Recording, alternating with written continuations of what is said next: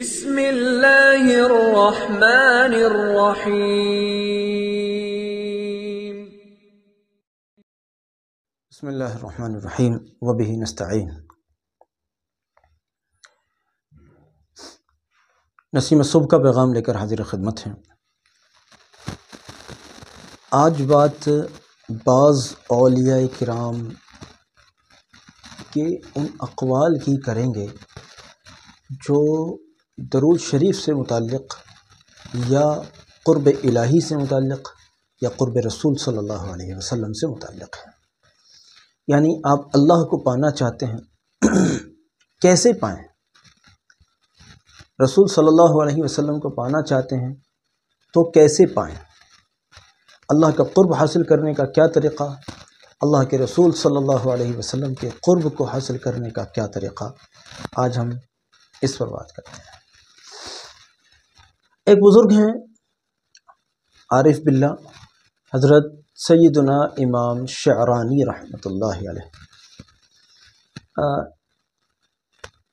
یہ دراصل ان ہستیوں میں سے، ان مبارک ہستیوں میں سے ہیں جن کو جاگنے کی حالت میں، یہاں لکھا ہے کہ حضرت نبی صلی اللہ علیہ وسلم کی 75 مرتبہ 75 ٹائمز زیارت ہوئی، جاگنے کی حالت میں، بیداری کی حالت میں، خواب کی بات نہیں کی جا رہی ہے۔ تو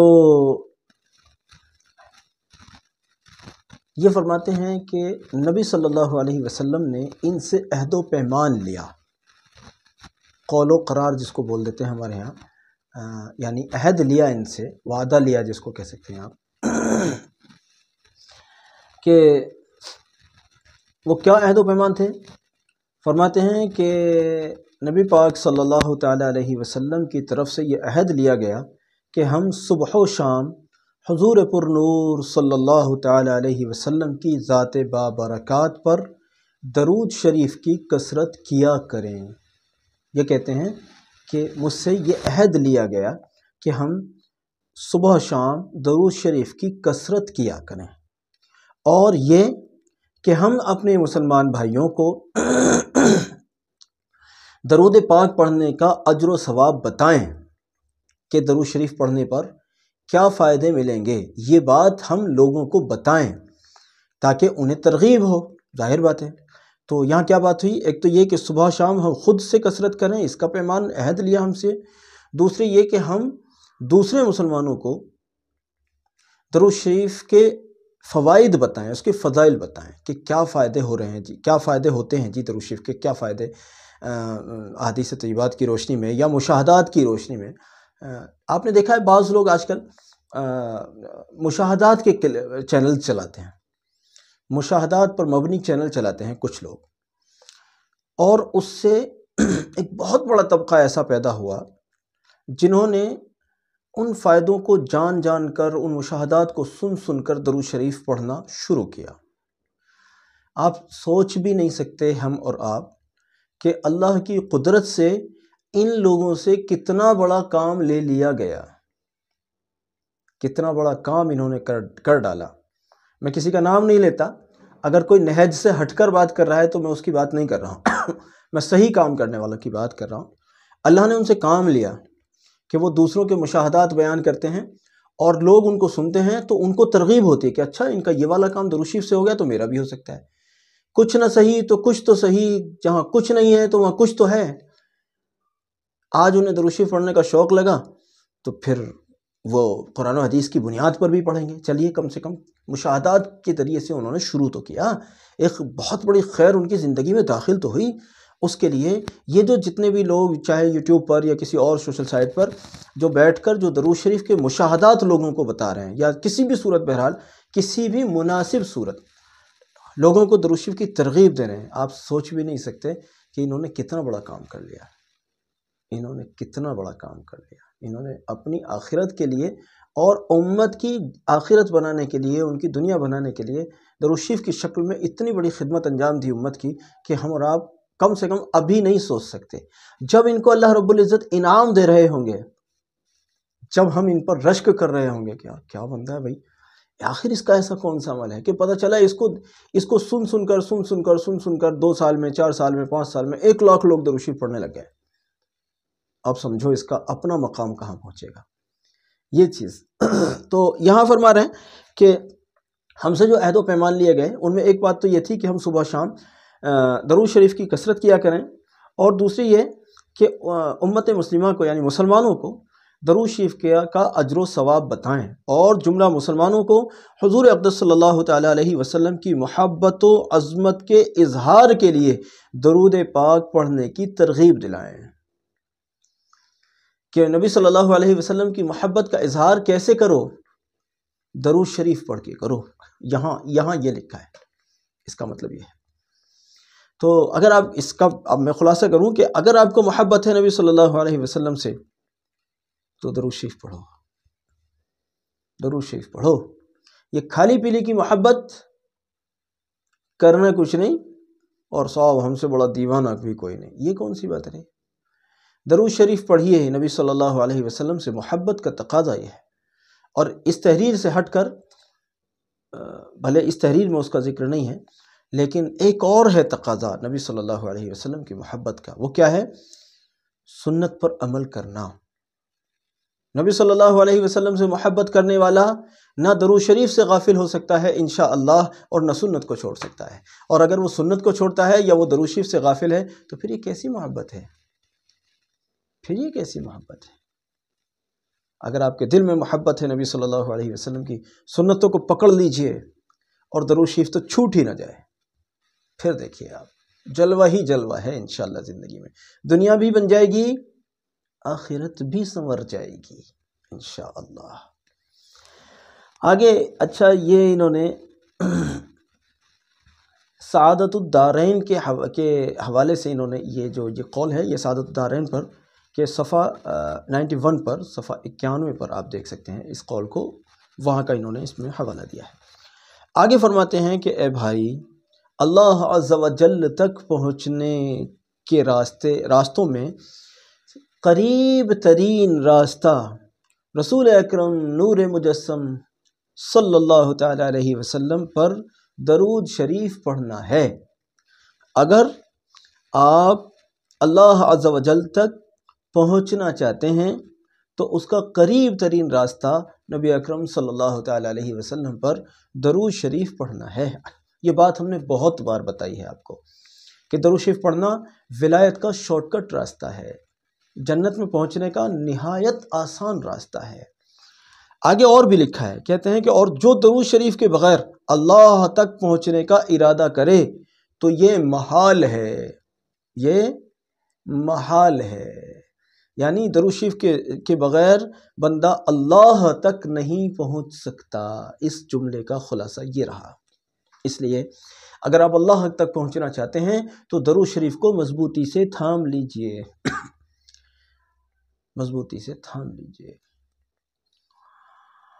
اچھا جی، آگے کہتے ہیں کہ پھر ارشاد فرمایا، اے میرے عزیز، بڑا امپورٹنٹ ہے، سنیے، اے میرے عزیز، اگر اعمال میں کوتاہی ہو مگر درود شریف کی وجہ سے سرور دو عالم صلی اللہ تعالیٰ علیہ وسلم کی حمایت حاصل ہو تو یہ زیادہ نافع ہے، زیادہ نفع بخش ہے، زیادہ فائدہ مند ہے اس سے کہ اعمال بہت زیادہ ہوں لیکن حضور پر نور نبی اکرم رؤوف الرحیم صلی اللہ علیہ وسلم کی حمایت حاصل نہ ہو. یعنی اعمال تو زیادہ ہوں آپ کے پاس میں اور نبی صلی اللہ علیہ وسلم کی حمایت آپ کو نہ ملی ہو، حمایت حاصل نہ ہو، تو یہ نہیں ہے بڑھیا، بلکہ بڑھیا یہ ہے کہ اعمال بھلے کم ہوں لیکن نبی صلی اللہ علیہ وسلم کی حمایت آپ کو حاصل ہو، تو یہ زیادہ نفع بخش ہے. یعنی نبی صلی اللہ علیہ وسلم کی حمایت آپ کو مل گئی، سب کچھ آپ کو مل گیا، عقبہ بھی آپ کا، جنت بھی آپ کی، دنیا بھی آپ کی.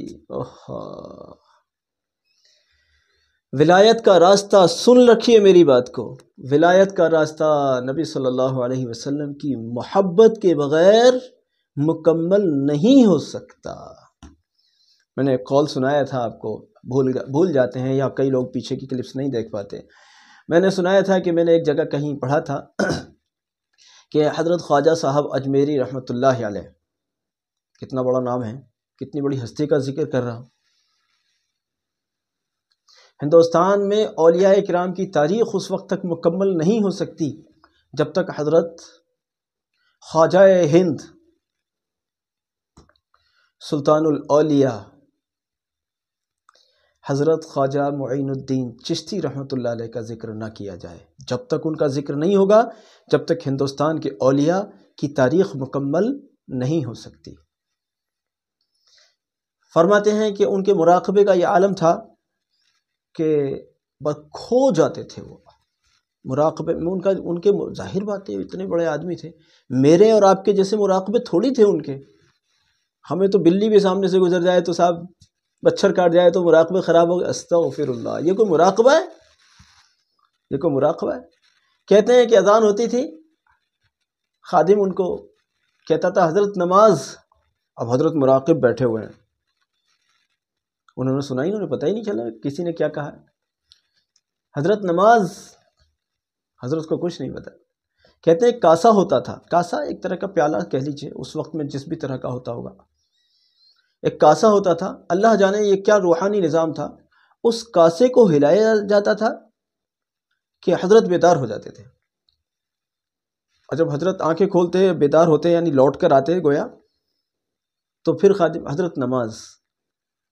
تو حضرت فرماتے تھے میں عرش کی بلندیوں کو پہنچا ہوا تھا، لیکن شریعت مصطفیٰ صلی اللہ علیہ وسلم کے بغیر چارہ نہیں ہے، چلو نماز.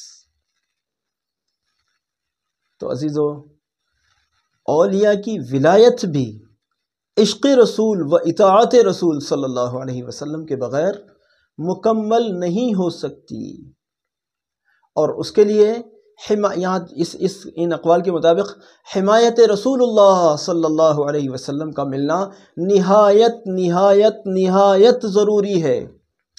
اگر آپ کو حمایت رسول اللہ صلی اللہ علیہ وسلم مل گئی تو پھر نہ دنیا کے لیے رونے کی ضرورت ہے اور نہ آخرت کے لیے پریشان ہونے کی ضرورت ہے. سمجھے؟ وہ کسی نے کیا کہا ہے، ایسے تو سمجھ میں نہیں آتا جب تک دل عاشقاں نہ ہو کہ قبر کا غم نہ کرنا اے دل، سنا ہے وہاں سرکار کی دید ہوگی صلی اللہ علیہ وسلم. تو جس کو نبی صلی اللہ علیہ وسلم کی حمایت مل جائے، اس کو کیوں کر غم ہو دنیا کے، کیوں کر غم ہو آخرت کے.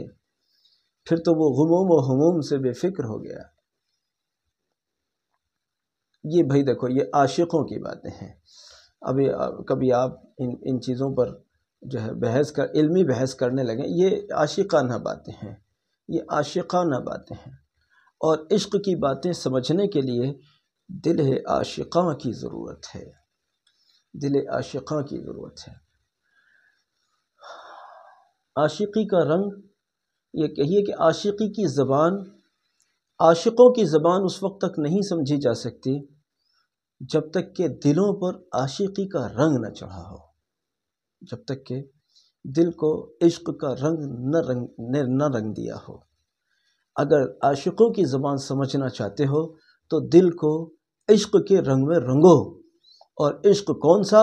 خالص عشق، اللہ کا عشق، اس کے رسول صلی اللہ علیہ وسلم کا عشق. اس لیے کسی شاعر نے کتنے عاشقی کے سمندروں میں غوطہ لگاتے ہوئے کہا ہوگا، مجھے ذرا شاعری واعری آتی نہیں ہے، مجھے اس کا شوق بھی نہیں ہے اور مجھے اس کی تمیز بھی نہیں ہے دراصل، اس لیے اس شعر کو بھی میں ٹھیک سے نہیں کہہ سکا.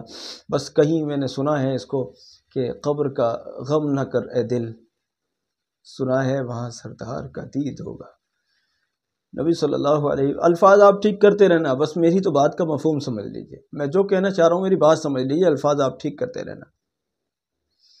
نبی صلی اللہ علیہ وسلم کا دید جہاں ہو، جہاں نبی صلی اللہ علیہ وسلم کی دید کا یقین ہو کہ وہاں دیدار نبی اکرم صلی اللہ علیہ وسلم ہوگا. اللہ ہمیں بھی ایسا دیدار نصیب فرمائے. وہ غالباً علامہ اقبال رحمۃ اللہ علیہ کے حوالے سے یہ بات کہیں نظر سے گزری، ان کے ساتھ میں ایک صاحب تھے، تو انہوں نے دیکھا کسی اور عاشق نے ایک شعر لکھا، اس شعر کا مطلب یہ ہوتا تھا کہ خدا بندہ ہمارا حساب نہ لیجو، خدا بندہ ہمارا حساب نہ لیجو، اور اگر آپ نے یہ فیصلہ کر ہی لیا ہے کہ ہمارا حساب لیں گے تو یا اللہ نبی صلی اللہ علیہ وسلم کے سامنے ہمارا حساب نہ لیجو، کہ ہماری سیاہ کاریاں نبی صلی اللہ علیہ وسلم کے سامنے اگر کھلیں گی تو روح اقدس نبی اکرم صلی اللہ علیہ وسلم کو تکلیف ہوگی۔ لہذا ان شاعر نے اپنی عاشقی کی زبان میں اس طرح کا شعر لکھا جس کا مطلب یہ ہوتا تھا۔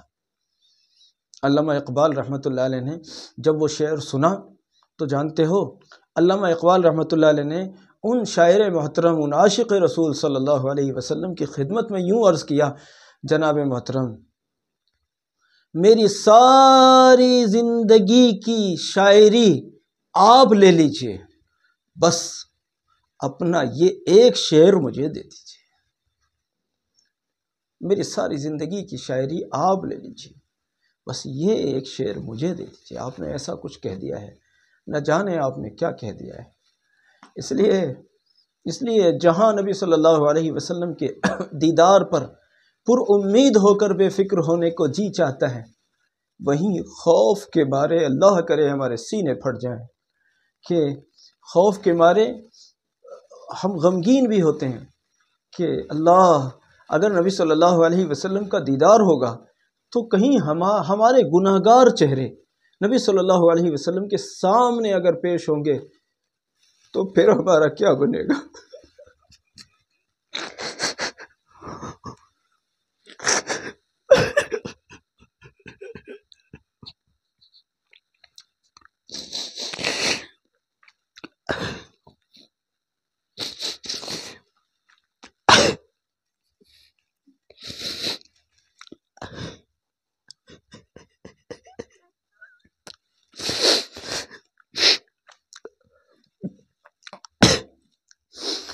اگر نبی صلی اللہ علیہ وسلم کے سامنے ہمارے گناہوں کے پوٹلوں کو کھولا گیا تو ظاہر بات ہے پھر ہمارا ہوگا کیا آخر۔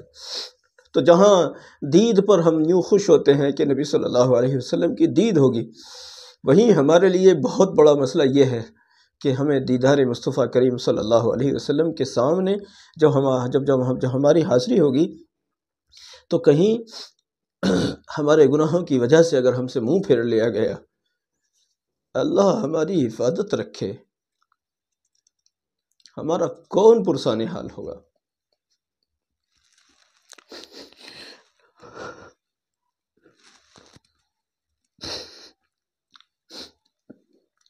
اس لیے عزیزو، نبی صلی اللہ علیہ وسلم کی دید ہوگی، اس پر جہاں بہت زیادہ خوش ہونے کی ضرورت ہے، وہیں اپنے گناہوں پر شرمندہ ہونے کی بھی ضرورت ہے، گناہوں کی عادتوں کو چھوڑنے کی بھی ضرورت ہے۔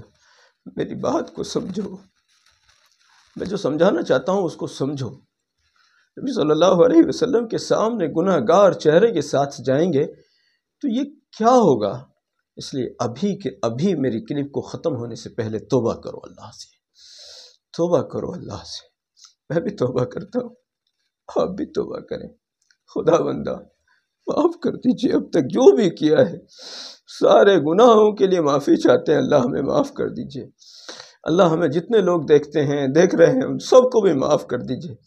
جو لوگ اگر دیکھ لیتے تو وہ بھی توبہ کر لیتے، اللہ انہیں بھی معاف کر دیجئے۔ بلکہ خدا بند عالم ساری امت کو معاف فرما دیجئے، اور اپنے سامنے اور نبی صلی اللہ علیہ وسلم کے حضور میں جب پیشی کا وقت آئے تو گناہوں سے پاک ہوں ہم، ہمارے نامہ اعمال، اور صرف نیکیاں ہی نیکیاں ہو۔ خدا بندہ ہمیں معاف فرما کر ہم پر احسان فرمائیے۔ معاف کیجیے گا میں نے آپ کو پریشان کر دیا، لیکن جو میں نے کہا ہے سچ سے ہٹ کر نہیں کہا، جو میں نے کہا ہے وہ سچ سے ہٹ کر نہیں کہا۔ بس اللہ کرے میرے بھی دل میں عشق رسول صلی اللہ علیہ وسلم کی آگ لگ جائے، آپ کے دلوں میں بھی عشق مصطفیٰ کریم صلی اللہ علیہ وسلم کی آگ سلگ جائے، اللہ کرے، تاکہ ہم سب کے لیے گناہ کرنا مشکل اور نیکی کرنا آسان ہو جائے۔ جزاک اللہ۔ امید کرتا ہوں ہمارے پیغام کو ساری امت تک پہنچانے میں آپ ہمارے معاون بنیں گے۔ السلام علیکم ورحمۃ اللہ وبرکاتہ۔